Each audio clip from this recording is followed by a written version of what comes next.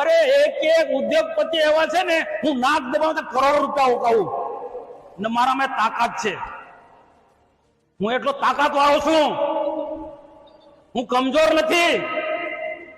ધારું તે કહી શકીશું, દુનિયાને ઉથલ પાથલ કરી નાખું એ તાકાત ધરાવું છું. કોઈ એને સમજે ને કે મનસુખ વસાવા કમજોર છે. હું 6 ટર્મથી સંસદ સભ્ય છું.